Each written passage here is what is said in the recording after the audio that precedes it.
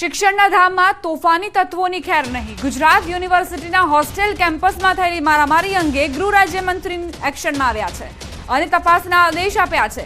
ઉચ્ચ પોલીસ અધિકારીઓ સાથે બેઠક બાદ અમદાવાદ સીપીએ કેમ્પસની મુલાકાત લીધી. સીપી જીએસ મલિકે કહ્યું, એક આરોપીની ઓળખ થઈ ચૂકી છે. નમાઝ સમયે 25 લોકોનું ટોળું પહોંચ્યું હતું અને તોડફોડ અને મારામારી થઈ હતી. આ બનાવમાં 2 લોકો ઘાયલ થયા છે. બનાવને ગંભીરતાથી લઈને તપાસ માટે 9 ટીમોની રચના કરાઈ, જેમાં 5 ડીસીપી પણ સમાવેશ થાય છે. ક્રાઇમ બ્રાન્ચ જેસીપીના અધ્યક્ષ સ્થાને આ તપાસ થશે. સીપીએ કહ્યું, આરોપીઓ વિરુદ્ધ ગુનો દાખલ કરાયો છે.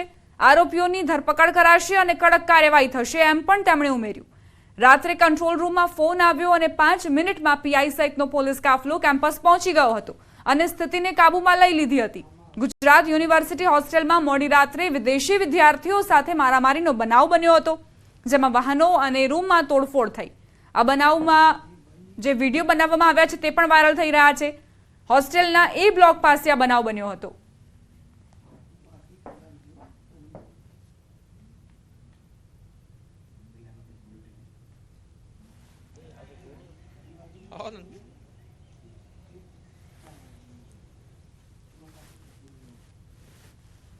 ગઈકાલે રાત્રે 10:30 વાગ્યાની આશરે અમુક 20-25 માણસો આવી અને અહીંયા જે અત્યારે રમજાન ચાલે છે એના જે એ લોકો નમાઝ પડતા હતા, એ લોકોને એ કહેતા હતા કે ભાઈ તમે કેમ અહીંયા નમાઝ પડો તો તમારે મસ્જિદમાં પડવી જોઈએ. એ રીતેની વાતો કંઈ ચાલી, પછી ઝપાઝપી થઈ, પછી મારામારી થઈ છે. અહીંયા પથ્થર વગેરે ફેંક્યા છે અને રૂમમાં પણ તોડફોડ કરવામાં આવેલ છે. એની અમે ગંભીરતાથી નોંધ લીધી છે. સરકાર પણ એમાં ગંભીરતાથી નોંધ લઈને કડક કાર્યવાહી કરવામાં આવશે. કુલ 5 ડીસીપી અને એના હસ્તકની ટીમો બનાવી છે અને 4 ક્રાઇમ બ્રાન્ચની અમે ટીમો બનાવેલ છે. 9 ટીમો કુલ અમે કામ કરશે. એક આરોપી આઈડેન્ટિફાઈ થઈ ગયા છે અને એમાં ટૂંક સમયમાં જ પોલીસ જે આરોપીઓ છે એની ધરપકડ કરવામાં આવશે અને પોલીસ કડક કાર્યવાહી કરશે. આ ખૂબ જ દુઃખદ ઘટના છે અને કોઈ પણ વ્યક્તિ હશે એના સામે શોધીને એના સામે પગલાં લેવામાં આવશે. કાયદેસરની કાર્યવાહી જે તે વ્યક્તિના સામે થવાની. પોલીસ કમિશનર અમદાવાદ શહેર પોતે જાતે આ સ્થળ પર આવ્યા છે અને તપાસ કરશે. આમાં કોઈ પણ વ્યક્તિ હશે એને છોડવામાં આવશે નહીં. એક તરફ ગુજરાતના અંદર આપણે શાંતિના હંમેશા પ્રયાસ કરતા હોઈએ છીએ કે ગુજરાતમાં શાંતિ રહે, સલામતી રહે, એની જવાબદારી સરકારની હોય છે. એક તરફ સરકાર કહેતી હોય વસુદેવ કુટુંબકમની આપણે વાત કરતા હોય કે તમામ મહેમાનો અમારા મહેમાનો છે, તો જ્યારે આ મહેમાનો આપણા વિદેશી વિદ્યાર્થીઓ છે એમના પર આ હુમલો થાય, આ કોઈ પણ સંજોગોમાં ચલાવી ના લેવાય. પણ એ દરમિયાનમાં એમણે બધાએ વિડીયોગ્રાફી કરી છે. ત્યાં સીસીટીવી ફૂટેજ લાગેલા છે અને જ્યારે એનો સિક્યુરિટી ગાર્ડે રોકવાની કોશિશ કરી છતાં પણ એ લોકો બિલકુલ બેફામ થઈને જે લોકોને પર હુમલો કરતા હતા. એક તરફ પોલીસ પણ ત્યાં આવી ગઈ. પોલીસની હાજરીના અંદર આ બધા લુખા તત્વો ત્યાં હાજર હતા અને પછી પોલીસની હાજરીમાં એ લોકો ભાગી ગયા. આ તરફ ગુજરાત યુનિવર્સિટીમાં મારામારી કેસમાં ઘાયલ વિદ્યાર્થીઓના ખબરઅંતર પૂછવા અમદાવાદ પોલીસ કમિશનર પહોંચ્યા. બંને ઘાયલોને એસવીપી હોસ્પિટલમાં દાખલ કરાયા છે, જ્યાં CP GS Malik, vice chancellor doctor Neerja Gupta, joint CP crime branch Neeraj Badgujar અને ધારાસભ્ય કૌશિક જૈન પણ હોસ્પિટલ પહોંચ્યા અને સારવાર લઈ રહેલા વિદ્યાર્થીઓની ખબરઅંતર પૂછ્યા.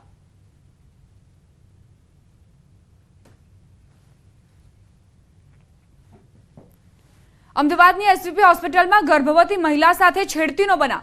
મહિલા ચેકઅપ માટે હોસ્પિટલ ગઈ હતી. ગાયનેક વિભાગમાં સોનોગ્રાફી કરનાર તબીબે તેની છેડતી કરી. મહિલાને અડપલા કરી છેડતી કર્યાનો આરોપ મુકાયો છે. મહિલા સોનોગ્રાફી પૂર્ણ કરાવ્યા વિના નીકળી ગઈ હતી. પરિવારને જાણ કરતા પોલીસ ફરિયાદ નોંધવામાં આવી છે. તો એસવીપી હોસ્પિટલમાં ગર્ભવતી મહિલા સાથે છેડતીનો બનાવ. ડોક્ટર પર આરોપ છે કે ડોક્ટરે સોનોગ્રાફી દરમિયાન મહિલા સાથે છેડતી કરી અને મહિલા સોનોગ્રાફી કરાવ્યા વગર જ હોસ્પિટલથી જતી રહી. ત્યારબાદ તેણે પરિવારને જાણ કરી અને પરિવારે પોલીસ ફરિયાદ નોંધાવી છે.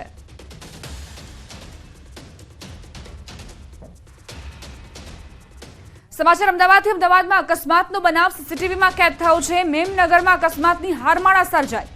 સામ્રાજ્ય ટાવરના ગેટ પાસે અકસ્માત થયો. કાર ચાલકના પ્રથમ અકસ્માતનો બનાવ સીસીટીવીમાં કેદ થયો. સ્થાનિકોએ કાર ચાલકને પકડવાનો પ્રયત્ન પણ કર્યો. અકસ્માત બાદ કાર ચાલક કાર લઈને ફરાર થઈ ગયો. તો આખી ઘટના સીસીટીવી કેમેરામાં કેદ થઈ છે અહીં વાહન ચાલકો જઈ રહ્યા હતા અને સામેથી એક કાર ચાલક આવે છે. તેણે પહેલા તો એક બાઇક ચાલકને ટક્કર મારી અને ત્યારબાદ પાછળ જે વાહન ચાલકો હતા તે પણ અકસ્માતનો ભોગ બન્યા અને આ હારમાળા સર્જાઈ ગઈ અકસ્માતની.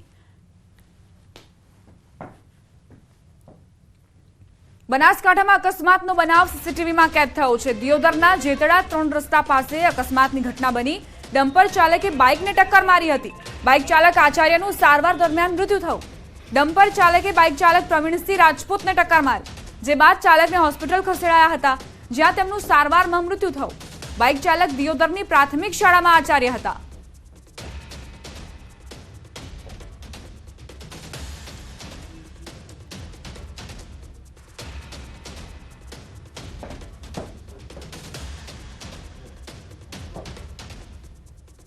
હવે આગળ વાત કરીશું લોકસભા ચૂંટણી જંગની.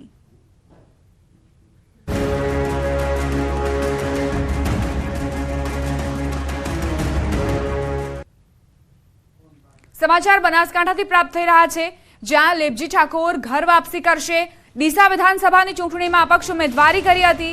ડીસા અપક્ષ ઉમેદવાર લેબજી ઠાકોર કેસરિયા કરવાના છે. અગાઉ વિધાનસભાની ચૂંટણીમાં ટિકિટ ન આપતા તેમણે અપક્ષ દાવેદારી કરી હતી. લેબજી ઠાકોરે 45,000થી વધુ મત મેળવ્યા હતા. કોંગ્રેસે ઠાકોર ઉમેદવાર મેદાને ઉતારતા ઠાકોર નેતાઓના કેસરિયા શરૂ થઈ ગયા છે.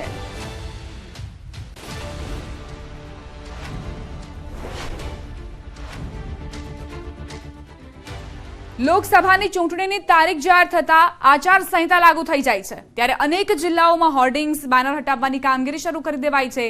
ભીત ચિત્રો પર પણ કલર મારી દેવાયા છે, પરંતુ નર્મદાના ડેઢિયાપાડામાં કેટલીક જગ્યાએ બેનરો તથા હોર્ડિંગ્સ હટાવાયા નથી. પ્રશાસન દ્વારા બેનરો ન હટાવાતા તંત્ર નિંદ્રામાં હોય તેમ દેખાઈ રહ્યું છે.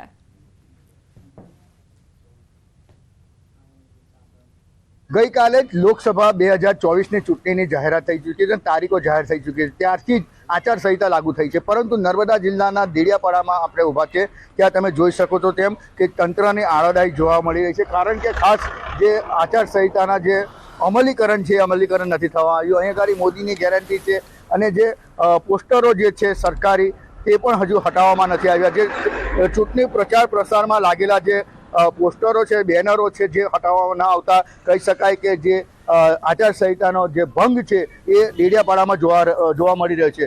એટલે ગઈકાલથી જે આચારસંહિતા લાગુ પડી ચૂકી છે, પરંતુ નર્મદા જિલ્લાના અનેક વિસ્તારો, જે દેડિયાપાડા, સાગબારા વિસ્તારો છે, જ્યાં આજે પણ બેનરોના હતા, જે તંત્ર છે એ તંત્ર લગભગ નિંદ્રામાં હોય તેમ લાગી રહ્યું છે. ત્યારે આ ખુલ્લેઆમ આચારસંહિતાનો ભંગ દેખાઈ રહ્યો છે. દીપક પટેલ, ન્યૂઝ 18 ગુજરાતી, નર્મદા.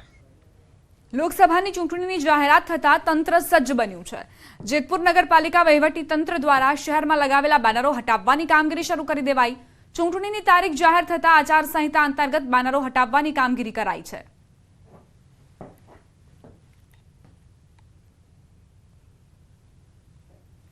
ચૂંટણીની જાહેરાત બાદ ઉમેદવારોએ જોરશોરથી પ્રચાર શરૂ કરી દીધો છે. સુરત અને તાપી જિલ્લાને જોડતી બારડોલી બેઠક પર ભાજપ ઉમેદવાર પ્રભુ વસાવાએ વિધિવત પ્રચારનો પ્રારંભ કર્યો. માંડવી ખાતે તેમના નિવાસસ્થાને પૂજા અર્ચના કરી. ત્યારબાદ પોતાના મૂળ નિવાસસ્થાન સઠવાવ ગામે પહોંચ્યા હતા. અહીં પોતાના પિતાના સ્મૃતિ સ્મારક પર પુષ્પાંજલિ અર્પણ કરી આશીર્વાદ લીધા. બાદમાં માંડવીથી તાપી જિલ્લામાં પ્રવેશતા ગામડાઓમાં ચૂંટણી પ્રચારનો આરંભ કર્યો. તેમણે 5 લાખથી વધુ મતથી જીતવાનો દાવો પણ કર્યો. મહત્વનું છે કે 23 બારડોલી લોકસભા બેઠક પર ભાજપે સતત ત્રીજી વખત પ્રભુ વસાવાને મેદાનમાં ઉતાર્યા છે. સુરત જિલ્લાના 23 લોકસભા બારડોલી બેઠકના ભાજપના ઉમેદવાર પ્રભુ નાગરદાસ વસાવાએ આજે મંદિરેથી ભગવાનની પ્રાર્થના અર્ચના કરી અને પ્રચાર આરંભ્યો છે. એમની સાથે સીધી વાતો કરીશું. જી સાહેબ, આજથી પ્રચાર પ્રસાર શરૂ કર્યો છે, શું કહેશો? આજે આચારસંહિતા લાગુ થયા બાદ મારા ઘરેથી આજે પૂજા અર્ચના કરીને રૂપણ ખાતે હનુમાન દાદાના દર્શન કરીને આજે સઢવાવ ખાતે મારા પિતાજીના સ્મારક પર માથું ટેકવી મારા માતૃશ્રીના આશીર્વાદ લઈને હું મહારાષ્ટ્રની બોર્ડરનું છેલ્લું ગામ કહેવાય પણ લોકસભાનું પહેલાં ગામ તરીકે જેની ગણના ભારતીય જનતા પાર્ટી જે ગણાવી છે અને એ ગામથી આજે હું શ્રી ગણેશ પ્રચારણા કરી રહ્યો છું. ભારતીય જનતા પાર્ટીની પાર્ટી તરફ જે પ્રેમ છે, જે ભારતીય જનતા પાર્ટી કામ કરે છે ત્યારે એમના પ્રત્યે જેમનું આકર્ષણ છે અને એ જોતા કોઈ પણ ઉમેદવાર લોકશાહી પ્રમાણે લડતા હોય પણ નરેન્દ્રભાઈ મોદી સાહેબને PM બનાવવા માટે અને મને પણ જીતાડવા માટે લોકો ખૂબ મોટો સહકાર આપશે. બનાસકાંઠા કોંગ્રેસના ઉમેદવાર ગેનીબેન ઠાકોર કોતરવાડા ગામ પહોંચ્યા હતા. કોતરવાડા ગામ ગેનીબેનનું સાસરું છે અને મર્યાદા જાળવવા ઉમેદવાર ગેનીબેને ઘૂંઘટ તાણ્યો હતો. સભામાં પહોંચતા જ ગેનીબેને ઘૂંઘટ તાણી દીધો હતો.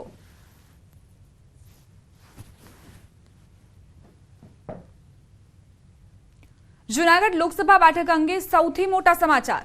સંત તરફથી ટિકિટની માંગની વાત પર મોટો ખુલાસો. વિસાવદરના ચાંપરડા ધામના મુક્તાનંદ બાપુએ વિડીયો શેર કરીને સ્પષ્ટતા કરી. કહ્યું, આ માત્ર અફવા છે, અમારો માર્ગ જુદો છે, ચૂંટણી લડવાની કોઈ વાત નથી તેવું નિવેદન પણ તેમણે આપ્યું. રસ છે ને એની માગણી કરી છે. આ તદ્દન ખોટી વાત છે, અફવા છે. અમે તો અલખના આરાધન છીએ, સંતત્વનો નિર્વાહ કરી રહ્યા છીએ. પ્રભુ સ્મરણ કરવું, પરમાર્થ કાર્ય કરવા એ અમારું કાર્ય છે.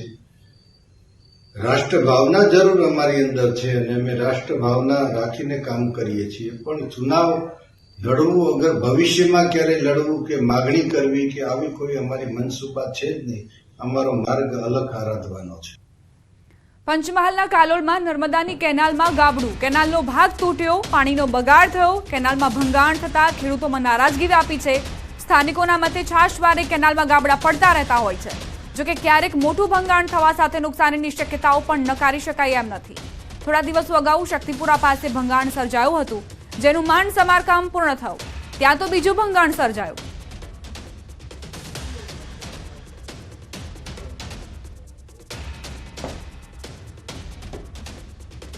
સમાચાર રાજકોટથી પ્રાપ્ત થઈ રહ્યા છે, જ્યાં મોટા મવામાં મહિલાઓએ વિરોધ કર્યો.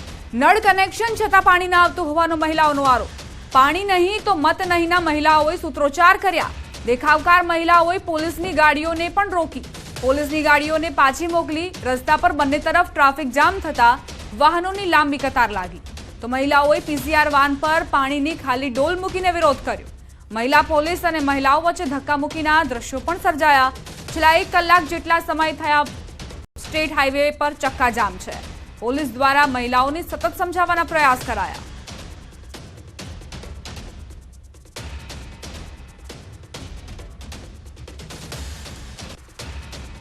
મોટા મોવા વોર્ડ નંબર 11માં પાઇપલાઇન આવી ગઈ છે, પણ અમને નળ કનેક્શન આપ્યું નથી. મહિનો આપશે, 2 મહિના આપશે, 10 વર્ષથી હજી કાંઈ વ્યવસ્થા છે નહીં. રોડ રસ્તાની વ્યવસ્થા છે નહીં. અમારે 30 દિવસે એક ટેન્કર આવે, ક્યારેક બાધી એમાં અડધું ખાલી કરીને આવે. ટેન્કર વાળા, કોર્પોરેશન વાળા પાણી અધરો વેચી નાખે છે. અમારે ખાલી પાણી ને રોડ રસ્તા જોઈએ છે. બીજું અમારે બીજી કોઈ લાલચ ન આપે ને તો અમને જરૂર નથી, કારણ કે અમે એટલું તો અમારું કરી લેશું, પણ મેન જરૂરિયાત જ નથી પાણી. તો એના વિના અમે કરીએ શું? વર્ષદીમાં એકવાર દર વખતે આવે છે કે અમે તમને દેશું, પાછી બીજી ચૂંટણી આવશે ને ત્યારે પાછા આવશે. પછી કોઈ વર્ષમાં કોઈ આટોય મારતું નથી. મત દઈશું જ નહીં, પાણી દેતા જ નથી. અમે પાણી વિના શું કરી? અમે કયો આવડા બધા મકાનમાં પાણી વિના શું અમે કરી? પોતા કરવા કે શું કરવું કે પીવું પાણી? અમારો ફૂલ ટેક્સ વસૂલ કરે છે, પણ અમને એક પણ પ્રકારની સુવિધા નથી આપતા. એકેય બાજુ રફ રસ્તો સારો નથી. માણાને હાલીને જવાય એવો રસ્તો નથી, અને નથી નળ દેતા, નથી પાણી દેતા, નથી સિટી બસની સુવિધા દેતા. બધાની પાસે પાણી વગર જીવન છે કઈ ભાઈ? એવું કોઈ નહીં. અમારા માટે બધું સરખું છે. અમને સગવડ આપે એટલે અમે એને મત દેવા તૈયાર છીએ. અમે પહેલી વસ્તુ, અમે ટૂંકમાં પાણી છે જ નહીં. અમે 15 વર્ષથી આ પાણી માટે લડીએ છીએ. ખેડાના ઠાસરામાં વેપારી મંડળ કોઓપરેટિવ ક્રેડિટ સોસાયટીનું કૌભાંડ બહાર આવ્યું. ઠાસરામાં આવેલી બેંક સાથે ગોલ્ડ વેલ્યુઅર ચિરાગ ચોકસીએ છેતરપિંડી કરી. ગ્રાહકની લોન ઓવરડ્યુ થતા કૌભાંડનો પર્દાફાશ થયો. જોકે બેંક ડિરેક્ટરોએ હજુ સુધી કોઈ ફરિયાદ ન કરતા સવાલ ઉઠી રહ્યા છે. એવી ચર્ચાઓ છે કે મેનેજિંગ ડિરેક્ટરનો ભત્રીજો હોવાના કારણે હજુ સુધી ફરિયાદ નથી નોંધાઈ. 250 તોલા સોનું, ડુપ્લિકેટ સોનું સંસ્થાને પધરાવી કૌભાંડને અંજામ આપવામાં આવ્યો. આ ગોલ્ડ પર ગ્રાહકોને લાખો રૂપિયાની લોન અપાવી હતી. નિષ્પક્ષ તપાસ થાય તો વધુ કૌભાંડ બહાર આવે તેવી શક્યતાઓ.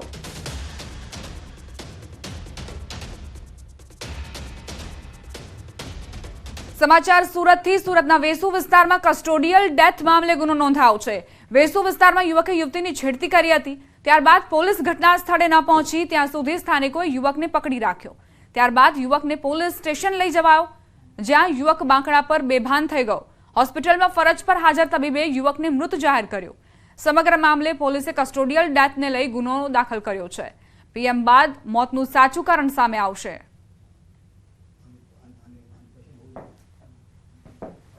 અજાણ્યો ઈસમ છે એમ જણાવે છે કે મારે પહેલાં પાણી પીવું છે, એટલે એને પાણી પીવડાવવામાં આવે છે. પાણી પીવડાવ્યા બાદ એ કહે છે કે મને છાતીમાં ગભરામણ થાય છે, તો 5-1 મિનિટ મને આરામ કરવા દો, પછી હું જવાબ આપું છું, એમ કરીને બાકડા ઉપર ઢળી પડે છે. 108 દ્વારા તેમને સિવિલ હોસ્પિટલમાં લઈ જવામાં આવે છે અને સિવિલ હોસ્પિટલમાં ડૉક્ટરશ્રી દ્વારા તેમને મૃત જાહેર કરવામાં આવે છે. દાહોદમાં નકલી ફૂડ અધિકારીનો ભાંડો ફૂટ્યો. ઉસરવાણમાં ઓઇલ ફેક્ટરીમાં રેડ કરવા આવેલા નકલી ફૂડ અધિકારી ઝડપાયા. મધ્યપ્રદેશના ઇન્દોરથી આવેલા ઈસમોએ ઓઇલ કંપનીમાં નકલી અધિકારી બનીને રેડ કરવા આવ્યા હતા. કંપનીના માલિકને જાણ થતાં દાહોદ બી ડિવિઝન પોલીસને નકલી અધિકારી અંગે જાણ થઈ. પોલીસે 4 ઈસમોને ઝડપી પાડી આરોપીઓ પાસેથી માઉઝર પિસ્તોલ તેમજ 4 કારતૂસ ઝડપી પાડ્યા. ઉપરાંત 56,700નો મુદ્દામાલ જપ્ત કર્યો.